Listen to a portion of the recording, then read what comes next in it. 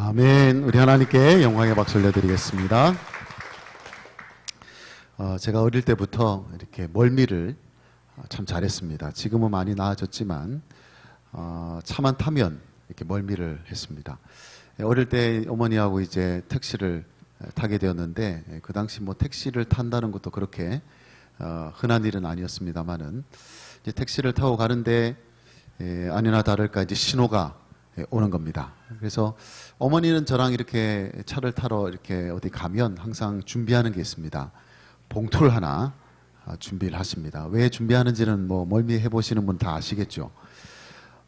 속에 있는 것들 자꾸 확인을 하기 때문에 봉투가 꼭 필요합니다. 그날도 택시를 타는데 갑자기 멀미가 시작되면서 제 얼굴이 막 변하기 시작하니까 이제 어머니가 막 서둘러서 막 이제 봉투를 이제 찾으시는데 그걸 찾기도 전에 제가 그냥 안에 있던 거를 다 택시 안에다가 다 이렇게 내놓게 됐어요. 그러니 여러분 그 당시에 택시비도 굉장히 부담되는 상황이었는데 모르긴 해도 그 택시 청소한다고 청소비까지 이제 물어 주었다. 그렇게 저는 뭐 그때는 잘 몰랐지만 지금 생각해 보니까 저 때문에 참 돈이 많이 드셨겠다 그런 생각을 이제 하게 됩니다. 제가 차멀미도 참 참기 힘들어하지만 이제 더 힘든 게 뭐냐면 배멀미입니다. 배멀미. 이 배멀미는요, 그냥 이렇게 토하는 건 뭐 둘째 문제고요. 일단 배멀미가 시작되면 어떤 생각이 드느냐, 빨리 배에서 뛰어내렸으면 좋겠다.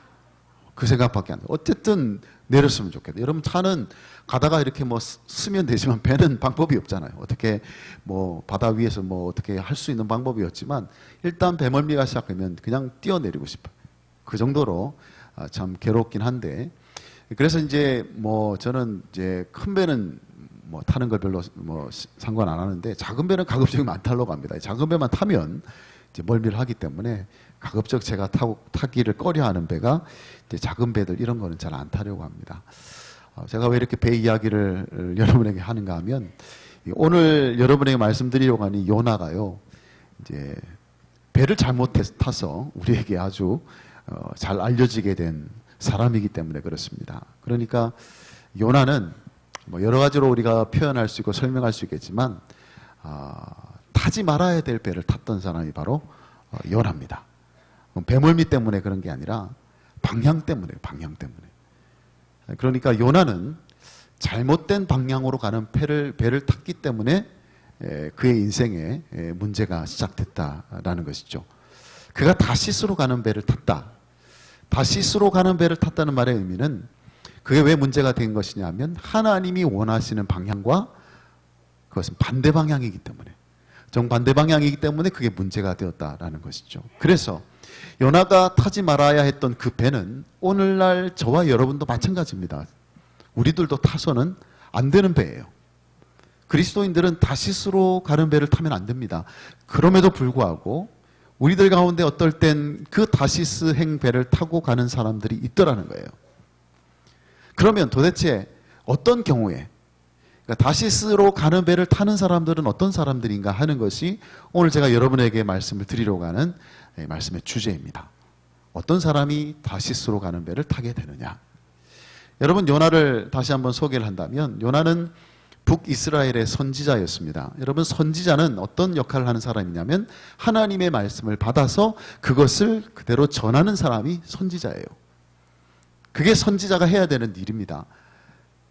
어느 날 하나님께서 선지자인 요나에게 말씀을 주셨어요. 그에게 말씀을 주셨다는 말의 의미는 이제는 이 말씀을 어딘가에 가서 전하라는 것이죠. 그 요나가 전해야 될 말씀이 오늘 2절에 이렇게 나와 있습니다. 2절 말씀을 한번 보겠습니다. 너는 일어나 저 큰 성읍 니느웨로 가서 그것을 향하여 외치라. 그 악독이 내 앞에 상달되었음이니라 하시니라 그랬습니다. 하나님이 요나에게 하신 말씀이 뭐냐면 저기 저 아수르의 가장 큰 성읍이죠. 니느웨로 가서 그 니느웨 사람들이 너무 악해서 내가 이제는 가만히 둘 수가 없겠다. 그래서 그곳에 가서 이제 심판이 임하게 될 것이라 그것을 전하라는 거예요. 그것이 지금 요나에게 주어진 말씀입니다. 그런데 여러분, 하나님이 요나에게 주신 이 말씀을 가만히 들여다보면요, 이 말씀은 내가 이제 이 니느웨 성을 끝장내겠다는 말씀이 아니에요. 만약 그것이 하나님의 의도고 목적이었다면 요나를 굳이 그 니느웨로 보내실 이유가 없습니다. 그냥 어떻게 하시면 됩니까? 그냥 니느웨를 멸망시키시면 되는 거예요. 그냥 심판 가운데 니느웨 성 사람들을 다 멸망시켜버리면 끝나는 거예요. 그런데 왜 굳이 이 요나를 그 800km가 넘는 곳까지 보내서 이 말씀을 전하게 하시느냐? 그것은 니느웨 사람들을 끝장내기 위한 것이 아니라 그들에게 기회를 주기 위해서, 돌이킬 수 있는 기회를 주기 위해서 지금 요나를 그곳에 보내시는 거예요. 자, 그런데 요나가 선지자라면요, 당연히 보여야 할 그 반응대로 행동하지 않고 있다는 것을 우리가 보게 됩니다. 여러분, 선지자의 행동 패턴은 굉장히 단순합니다. 선지자는 뭐 복잡하게 사는 사람이 아니에요. 선지자는 어떤 사람이냐? 그냥 하나님이 말씀을 주시면 그냥 일어나서 가서 외치면 되는 겁니다. 다른 거 생각할 게 없어요. 그런데 오늘 하나님이 요나에게 말씀을 주셨을 때 그가 선지자로서 당연히 나타내야 될 행동의 패턴대로 행하지 않습니다. 3절을 한번 보겠습니다. 3절에 보니까 그러나 요나가 여호와의 얼굴을 피하려고 일어나 다시스로 도망하려 하여 욥바로 내려갔더니, 뭔가 좀 다른 패턴으로 움직이고 있어요. 하나님이 말씀을 주셨으면 그냥 일어나 가서 니느웨에 가서 외치면 되는 겁니다. 그런데 오늘 요나는 그것과 전혀 다르게 행동합니다. 일어나는 것까지는 똑같습니다. 그러나 일어나서 니느웨로 가서 외친 것이 아니라 그 반대 방향인 다시스로, 그래서 욥바 항구로 내려가서 다시스로 가는 배를 타게 되었다라는 거예요. 하나님의 얼굴을 피하여 도망하는 일이 일어났다는 거예요. 선지자라면 이런 일이 일어나서는 안 되는 거거든요. 그가 다시스 행배를 탄 이유는 물론 아주 분명합니다. 이 아수르, 이 니느웨 성 사람들, 이 아수르 민족은요, 원래부터 포악하고 아주 잔인한 민족이에요.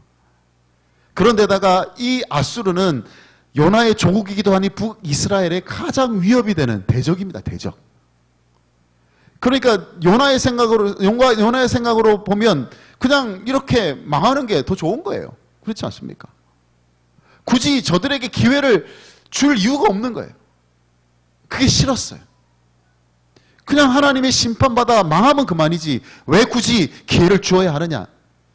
당연히 망해야 될 민족, 아수르라는 그 민족을 생각하니 가기가 싫은 거예요. 그래서 선지자라면 당연히 하나님의 말씀을 들으면 일어나 가서 외쳐야 되는데 일어나 다시 도망가는 길로 행하고 있는 요나의 모습을 보게 되죠. 자, 그렇다면 이런 요나는 도대체 어떤 선지자인가? 어떤 선지자인가? 요나는 하나님의 말씀을 전하는 선지자가 아니라 하나님의 말씀을 이긴 선지자다. 그렇게 평가할 수 있습니다. 원래 선지자는 하나님의 말씀을 전하는 선지자예요. 하나님의 말씀을 전하는 선지자란 말은 다른 말로 표현하면 하나님의 말씀에는 항상 지는 사람으로 살아야 되는데 지금 요나는요, 하나님의 말씀을 이기고 있어요. 나름대로 이유가 있죠. 그럴 만한 이유가 있습니다.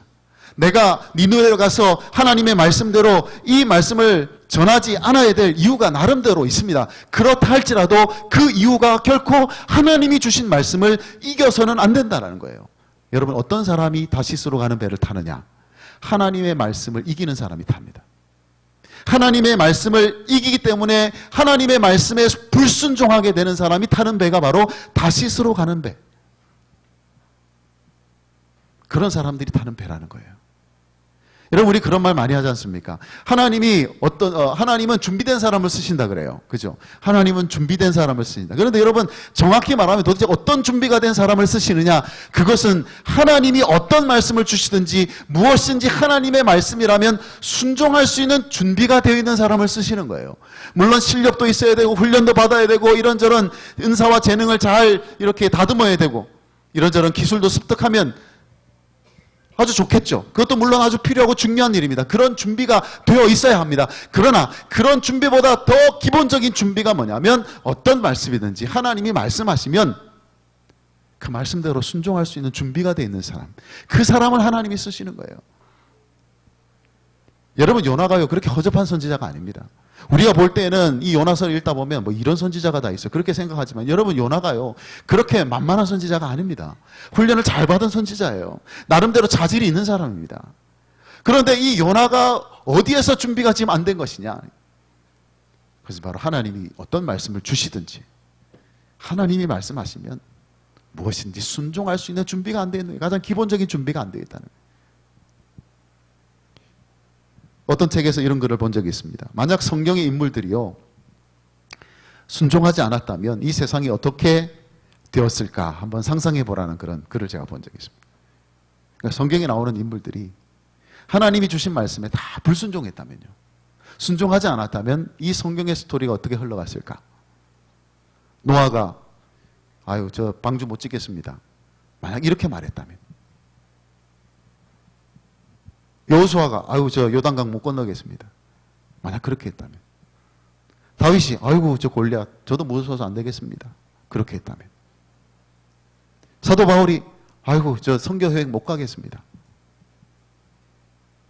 만약 그렇게 얘기했다면 세상은 어떻게 되었을까? 성경의 스토리는 어떻게 되었을까? 그렇게 질문을 던지는 것을 제가 책에서 본 적이 있습니다. 물론 그렇게 생각할 수 있죠. 뭐 하나님이 너 아니면 뭐 쓸 사람이 없냐? 너 아니라도 얼마든지 하나님께서 쓰셔서 하나님의 일을 이루실 수 있다, 그렇게 말씀하는 사람이 있을 겁니다. 그럼 여러분, 다른 사람을 쓴다 할지라도 그 사람도 어떤 사람이어야 되느냐? 순종하는 사람이어야 해요. 하나님이 사람을 통해서 일을 하지 않고 하나님이 알아서 일을 하신다면 상관없습니다. 그런데 하나님이 만약 어떤 일을 이루시기 위해서 사람을 쓰신다면요, 그 사람은 반드시 순종하는 사람이 되어야 된다는 거예요. 그래서 하나님은 누구에겐가 말씀하실 때 그래 너 아니면 뭐 할 사람 없는 줄 아니, 그런 것을 염두에 두고 그런 대안을 가지고 말씀하시는 법은 없습니다. 지금 말씀하실 때 그 말씀을 들은 사람이 순종해야 되는 거예요. 그래서 여러분, 하나님의 은혜가 어떻게 이 세상 가운데 나타나느냐? 하나님이 사람들을 통해서 하나님의 은혜를 나타낼 때는요, 능력 있는 사람을 쓰시는 게 아니에요. 대단한 사람을 쓰시는 것이 아니라 언제든지 하나님의 말씀대로 순종할 사람을 쓰신다는 거예요. 그래서 여러분, 그렇게 하나님의 말씀이면 무엇인지 순종하는 사람은 어떤 사람이냐? 늘 하나님의 말씀에 지는 사람이 순종합니다. 말씀에 져야 돼요. 아이고 하나님, 내가 다른 건 몰라도 이건 안 됩니다. 뭐 다른 건 내가 다 할 수 있는데 이 말씀만은 내가 그대로 할 수가 없겠습니다. 그건요, 말씀을 이기는 겁니다. 하나님의 말씀을 이기는 거예요. 요나가 니느웨만큼은 안 되겠습니다라고 이야기했을 때 그것은 하나님이 주신 말씀을 이긴 것입니다. 이기면요, 순종 불가능합니다. 순종이 안 돼요. 물론 우리가 그 말씀대로 행하기가 힘든 이유가 있겠죠. 그 말씀대로 살기 힘든 상황들이 우리에겐 다 있습니다. 그런 현실들을 가지고 있습니다. 그러나 그런 상황과 현실과 이유가 하나님의 말씀을 이겨서는 안 된다는 거예요. 항상 져야 돼요. 져야 돼요. 그래서 하나님이 우리에게 말씀을 주셨다. 그것은 선택의 상황이 아닙니다. 들어보고 내가 할 만하면 하는 것이고 할 수 없는 일이라면 내가 그냥 다음에 하겠습니다, 이건 안 되겠습니다, 그렇게 선택의 상황이 아니라 하나님이 우리에게 말씀을 딱 주셨다. 그것은 딱 한 가지 상황입니다. 무슨 상황이냐? 내가 이 말씀에 무조건 져야 된다는 거예요. 져야 된다는 거예요. 그래서 여러분, 우리는 하나님의 말씀을 이겨서 불순종의 배를 타고 가는 사람들이 아니라 언제나 하나님의 말씀에 져서 늘 순종의 길을 걸어갈 수 있는 저와 여러분 될 수 있기를 주님의 이름으로 축복합니다. 자, 그렇다면 요나가 다시스로 가는 배를 타고 가게 된 그 이유를 좀 더 깊이 한번 들여다보면 거기에 좀 놀라운 사실이 좀 담겨져 있습니다. 여러분, 표면적인 이유가 제가 방금 말씀드린 겁니다. 왜 요나는 하나님의 말씀대로 니느웨로 가지 않고 다시스로 가는 배를 탔느냐? 표면적인 이유는 아주 간단합니다. 자기 민족의 대적이죠. 가장 위협적인 존재였던 이 아수르가 구원받아야 될 이유가 없지 않습니까? 그렇죠? 오히려 망하면 좋잖아요. 오히려 그렇게 심판받아서 끝장나면 얼마나 좋아요. 그래서 우리가 생각할 때는 요나가 다시스로 가는 배를 타게 된 이유가 그렇게 극악무도하고 자기 민족을 위협하는 대적의 나라 아수르 때문인 것처럼 느껴지지만 그 밑을 들여다보면요, 그것은 단순히 니느웨 사람들 때문이 아니라 하나님에 대한 불만이 자리 잡고 있다는 걸 알 수 있습니다. 그러니까 하나님이 니느웨 사람들에게 자비와 용서를 베푸시는 것이 못마땅한 거예요. 그러니까 하나님이 그렇게 나쁜 일을 일삼는 민족을 위해서 그렇게 좋은 일을 준비하신다는 것 자체를 받아들일 수가 없는 거예요. 예. 그게 싫은 거예요. 예. 그래서 여러분, 오늘 우리가 읽었던 이 본문에는 요나가 왜 다시스로 가는 배를 탔는지에 대한 그 이유가 드러나 있질 않습니다. 왜 도망갔는지, 왜 하나님의 얼굴을 피해서 도망갔는지 그 이유가 나오지 않아요. 그런데 요나서 4장 뒷부분에 보면 요나의 본심이 그대로 드러납니다. 요나서 4장 1절 2절에 가면 그의 본심을 이렇게 기록하고 있는데, 한번 같이 한번 읽어보겠습니다. 1절 2절입니다. 요나가 매우 싫어하고 성내며 여호와께 기도하여 이르되, 여호와여, 내가 고국에 있을 때에 이러하겠다고 말씀하지 아니하였나이까? 그러므로 내가 빨리 다시스로 도망하였사오니 주께서는 은혜로우시며 자비로우시며 노하기를 더디하시며 인애가 크시사 뜻을 돌이켜 재앙을 내리지 아니하시는 하나님이신 줄을 내가 알았음이니이다. 여러분, 이게 이유입니다. 그가 다시스로 가는 배를 탄 이유, 다시스로 도망간 이유가 바로 여기에 있습니다. 무슨 말이냐면, 당연히 아수르 사람들, 저 니느웨 사람들은 하나님의 심판을 만해서 망하면 되는 거예요. 심판받아서 끝장나면 되는 겁니다. 그런데 하나님이 나를 보내신단 말이죠. 그냥 망하게 하시면 되는데 나를 그곳에 보내신다는, 여러분, 요나는 알아요. 하나님이 나를 그곳에 보내시는 의미가 뭔지를 압니다. 기회를 주신다는 걸 알아요. 내가 혹시 그곳에 가서 하나님께서 너희들이 더 이상 그 악한 길에서 떠나지 않으면 반드시 너희를 심판할 것이다, 그렇게 선언할 때, 만약 이 악한 니느웨 사람들이 돌이킬 때 하나님은 그들을 용서하시리라는 것을 알고 있기 때문에, 그래서 안 간 겁니다. 하나님이 어떤 분인지는 아시기 때문에, 은혜로우시고 노하기를 더디하시고 인애가 크신 하나님, 돌이킬 때에 재앙을 내리지 않는 하나님인 줄 알고 있기 때문에, 그래서 혹 내가 갔을 때에 그런 일이 일어날 게 분명하니까, 그런 하나님의 성품을 따라 일어나게 되는 그런 일들이 일어날 것을 아니까 그래서 안 간 거예요. 여러분, 유대민족들은요, 아주 자기 민족에 대한 그전 선민의식이 굉장히 강합니다. 하나님께서 은혜를 주시는 것은 자기들에게 주시는 것이지 이방 민족에게는 해당되지 않는 거라고 생각했어요. 더군다나 뭔가를 잘못해서 우리가 돌이켜서 하나님께서 용서하시는 그런 은혜가 나타나도 그것도 우리에게 나타나는 것이지 이방 민족에게는 나타나서는 안 되는 은혜예요. 그런데 하나님께서 자기 민족에게만 베푸시는 그런 은혜, 그 성품을 드러내시는 그 은혜를 지금 어디에다가 지금 보여주시겠다는 겁니까? 이방 민족이고 대적이기도 한 그 아수르의 그 니느웨에 있는 사람들에게 그 성품을 나타내시겠다는 거잖아요. 그러니 그것을 이 요나가 받아들일 수가 없는 거예요. 결국 뭡니까? 요나는 은혜로우시고 자비로우시며 노하기를 더디하시며 인애가 크셔서 돌이키는 자에게 재앙을 내리지 아니하시는 하나님의 성품을 이긴 사람입니다. 이겼어요. 자신의 생각과 자신의 감정과 자기의 고집이 그 하나님의 성품을 이긴 거예요. 그래서 여러분, 다시스로 가는 배는 누가 타느냐? 하나님의 성품을 이기는 사람이 탑니다. 하나님이 이 땅 가운데 드러내고자 하시는 성품이 있어요. 그게 하나님이 행하시는 일의 본질입니다. 그런데 그 하나님의 성품을 이기는 사람, 자기의 생각 때문에, 자기의 고집 때문에, 자기의 성질 때문에 그것을 이겨내는 사람은요, 이 다시스로 가는 배를 타게 될 수밖에 없습니다. 그래서 여러분, 우리는 하나님의 성품에 늘 져야 됩니다. 하나님이 우리에게 나타내신 성품 앞에서는 늘 우리가 져야 돼요. 그 성품에 진다는 말의 의미가 뭐냐면, 이제는 우리가 무엇인가를 행동하게 되고 움직이게 될 때에는 하나님의 성품에 따라서 움직이게 된다는 말을 의미합니다. 내 생각이 있고요, 내 고집이 있고요, 나도 한성질합니다, 나도 한성격해요. 그럼에도 불구하고 우리가 그런 하나님의 성품에 지기 때문에, 그래서 우리의 삶이 무엇으로 움직이느냐? 하나님이 내게 보여주신 그 성품을 따라 움직이게 된다는 거예요. 그러면 어디로 갈 수 있느냐? 니느웨로 갈 수 있습니다. 그거를, 그 하나님의 성품을 이겨버리니까 니느웨로 못 가죠. 어디로 갑니까? 다시스로 가야 돼. 그 꼴은 내가 죽어도 못 본다. 하나님의 성품이 그 니느웨에 나타나는 꼴은 내가 못 본다. 그래서 어디로 갑니까? 다시스로 가는 거예요. 어떤 아이가 학교에서 돌아왔는데 온몸에 흙탕물을 뒤집어 쓰고 돌아온 거예요.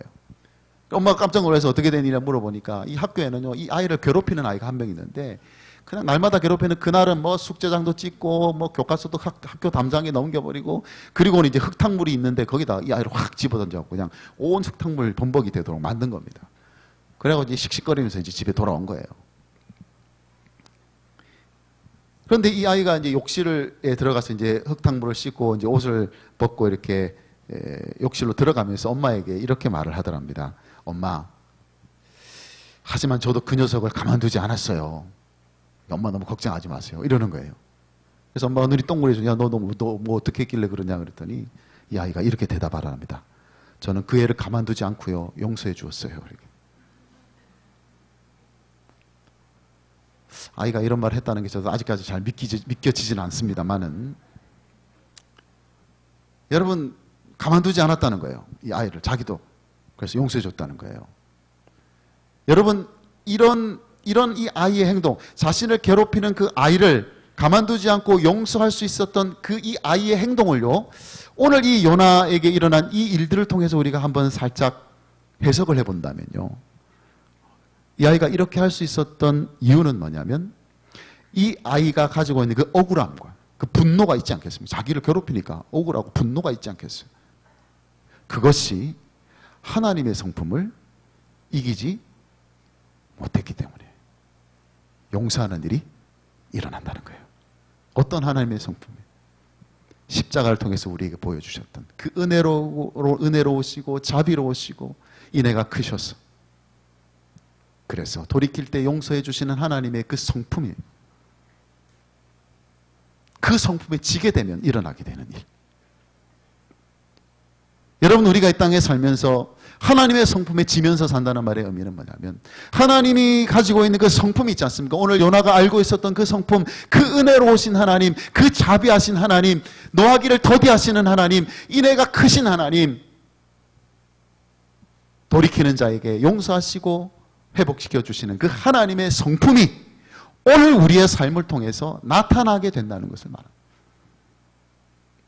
내 성질대로 사는 게 아니라, 내 생각대로 사는 게 아니라, 내 고집대로 살아가는 것이 아니라 늘 그 하나님의 성품에 지기 때문에 그런 하나님의 은혜의 전달자가 되고 그 은혜를 드러내는 삶을 살게 되고, 그것이 여러분의 가정이든지 여러분의 직장이든지 여러분이 있는 그곳에서 하나님의 성품에 지게 되면 일어나는 현상이 뭐냐면 하나님의 성품이 여러분을 통해서 세상 가운데 흘러들어가게 되는 일이 일어난다. 그래서 여러분이 있는 그곳이 그렇게 하나님의 은혜와 성품이 나타나는 니느웨가 되어야 됩니다. 그거 보기 싫어서 다시스로 가면 안 돼요. 그래서 무엇보다도 여러분의 그 모든 것들이 하나님의 성품 앞에서는 질 수 있게 되기를 주님의 이름으로 축복합니다. 예. 참 중요한 이야기입니다. 그럼 이제 마지막으로 한 가지 더 생각해 볼 것은, 사실 여러분 뭐 요나가 니느웨로 가기 싫다 그러면 안 가면 그만이잖아요. 그죠? 아, 저 가기 싫습니다. 그럼 안 가면 그만인데 왜 굳이 니느웨 이 요나가 다시스로 가는 배를 타고 다시스로 가려고 했느냐는 거예요. 아, 가기 싫으면 그냥 안 가면 그만이에요. 왜 하필이면 다시스라는 곳으로 도망을 가느냐는 거예요. 왜 도망을 가느냐는 거예요.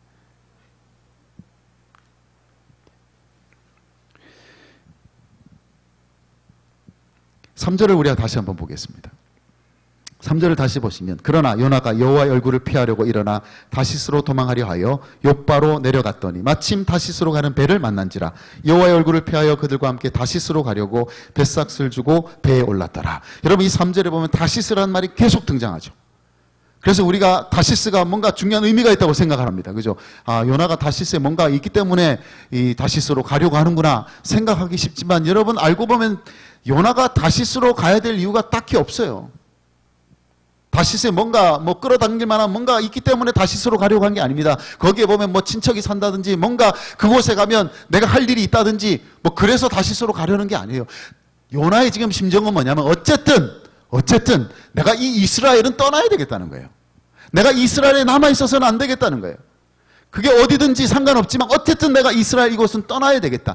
그렇게 생각하다 보니 가급적이면 어디로 떠나면 좋겠느냐, 하나님이 가라고 하신 니느웨랑 가장 멀리 떨어지는 것이 좋겠다 싶어서 다시스로 선택한 것이죠. 그런데 마침 요파 항구로 내려가니까 그 다시스로 가는 배가 있더라는 거죠. 그래서 탄 겁니다. 다시스가 대단한 곳이라서 특별한 의미가 있어서 탄 게 아니에요. 그래서 어떤 신학자는 성경학자는 그렇게 이 다시스를 해석합니다. 이 다시스라는 히브리 언어가 지명이 아니다 그렇게 얘기합니다. 그러니까 다시스라는 히브리어는 공해상이라는 의미를 가진 히브리어 단어다 그렇게 해석을 합니다. 그러면 어떻게 해석이 가능합니까? 요나가 지금 다시스로 가는 배를 탄 게 아니라 먼 바다로 가는 배를 탔다는 의미가 되는 거예요. 요나의 마음이 무엇인지를 우리가 충분히 짐작할 수 있는 게 뭐냐면 요나는 어떻게 해서든지 이스라엘을 떠나려고 했다라는 겁니다. 그러면 왜 이스라엘을 떠나려고 했느냐? 가기 싫으면 그냥 안 가면 그만이지.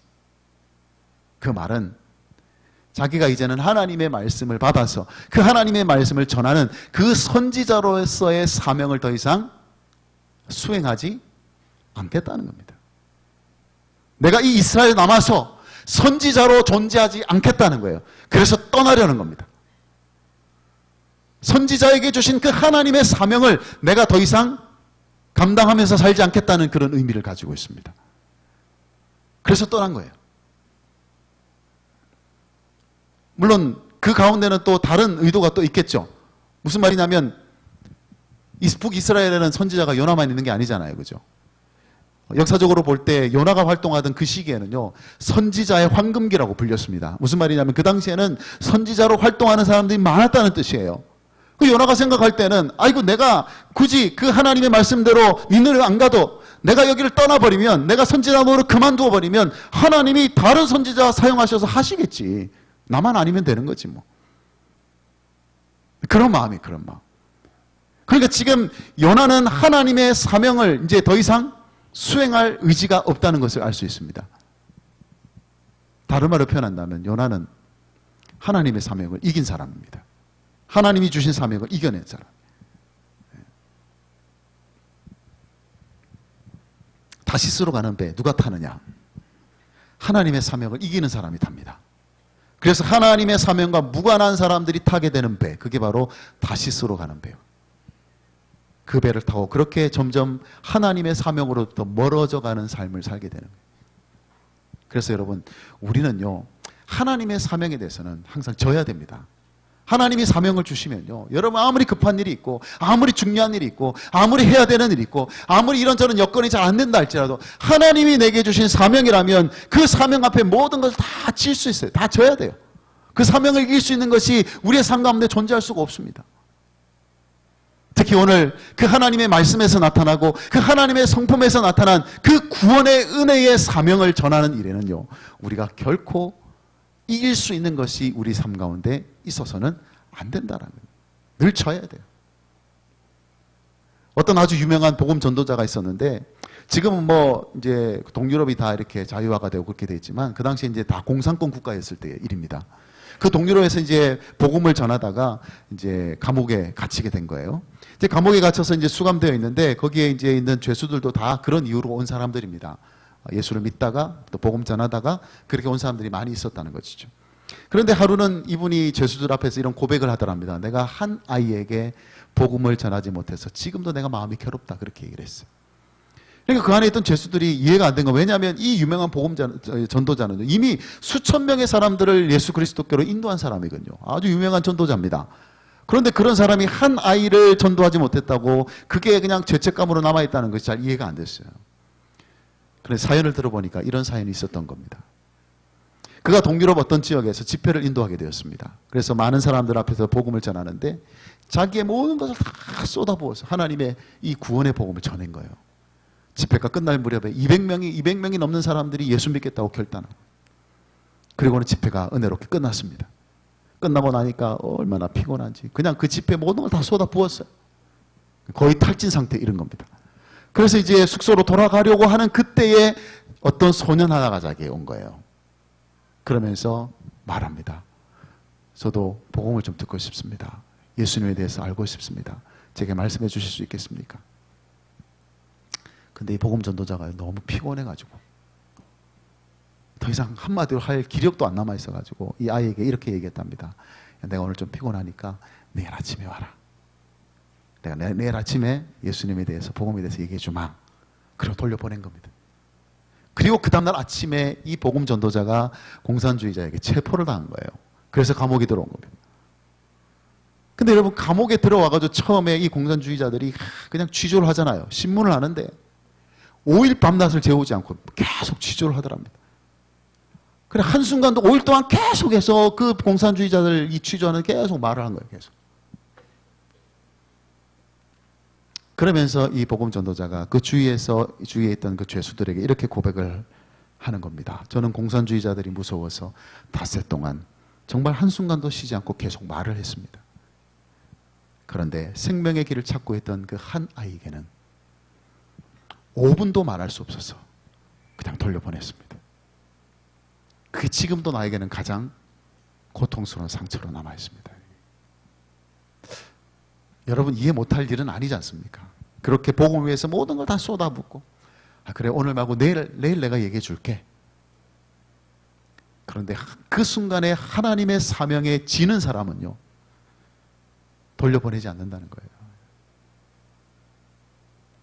그 하나님의 사명에 이기는 사람은 물론 육체적인 피곤함 때문이겠지만, 그것이 하나님의 사명을 이기는 사람은 그 아이를 돌려보내게 돼요. 우리가 이곳에서 신앙생활 하면서 여전히 복음을 전하는 사명을 가지고 살아요. 물론 우리가 건축을 하기 때문에 건축에 많은 힘을 쏟고 있습니다만은, 그러나 그 어떤 것도 이 하나님의 사명을 이길 수 있는 것은 존재하지 않습니다. 여러 가지로 열악한 환경에 있고 복음 전하기가 힘든 여건 속에 있지만, 그럼에도 불구하고 우리는 주님이 주신 이 사명 앞에 그 십자가의 은혜가 있지 않습니까? 그 하나님의 성품, 니느웨에 보여주셔야 했던 그 하나님의 성품을 우리도 보여주고 전해야 될 사명이 우리에게 있는데, 그 사명을 우리가 이기게 되면요, 이런저런 이유 때문에 우리는 더 이상 이 복음을 전하는 일을 중단하고 말 것이라는 거예요. 그러면 타게 되는 배가 뭐냐? 다시스로 가는 배를 타게 됩니다. 그래서 이제 우리는 그 다시스로 가는 배에서 내려야 돼요. 하나님의 사명이 늘 우리를 이겨야 돼요. 우리는 늘 그 하나님의 사명에 그 어떤 이유든 어떤 환경이라도 우리는 그 사명 앞에 져야 돼요. 그래서 하나님이 가라 하신 그 니느웨로 우리가 가야 합니다.